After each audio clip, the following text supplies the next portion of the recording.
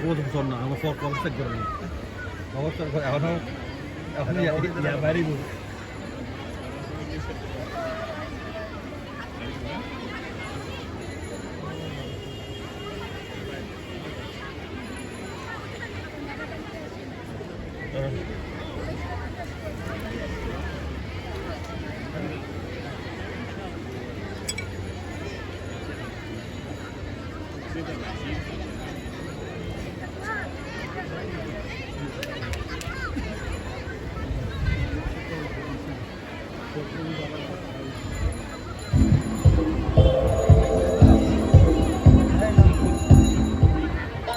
দুইশো বছরের ব্রিটিশ বিরোধী আন্দোলনে তিতুমির মাস্টারদা সহ হাজারো দেশপ্রেমিক জনতার আত্মত্যাগের মাধ্যমে 1947 সালে ব্রিটিশ বেলিয়া থেকে এই অঞ্চল স্বাধীনতা লাভ করে।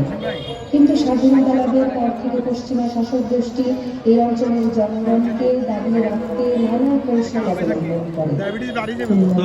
আমাদের মৌলিক অধিকার আঘাত করে আমাদের মায়ের ভাষার উপর।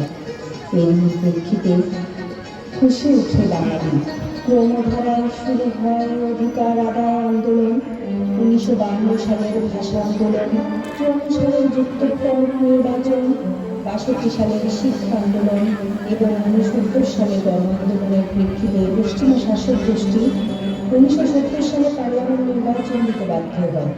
এই নির্বাচনে বঙ্গবন্ধুর নেতৃত্বে বাঙালি জাতি বিপুল সংখ্যাগরিষ্ঠতা লাভ করে। কিন্তু পশ্চিমা শাসক গোষ্ঠী শান্তিপূর্ণভাবে ক্ষমতা হস্তান্তরের পরিবর্তে অবৈধভাবে ক্ষমতা কুক্ষিগত রাখতে নানা তালবাহানা শুরু করে।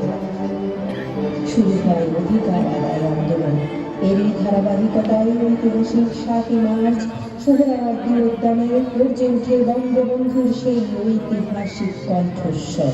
তোমাদের যা কিছু আছে তাই নিয়ে প্রস্তুত থাকো। মনে রাখবা, রক্ত যখন দিয়েছি রক্ত আরো দেবো। এদেশের মানুষকে মুক্ত করে ছাড়বো ইনশাআল্লাহ। এবারে সংগ্রাম আমাদের মুক্তির সংগ্রাম, আমাদের সংগ্রাম স্বাধীনতার সংগ্রাম। জয় বাংলা। বঙ্গবন্ধুর এই আহ্বানে বাঙালিরা যার যা কিছু আছে তা নিয়ে নেমে পড়ে মুক্তিযুদ্ধে।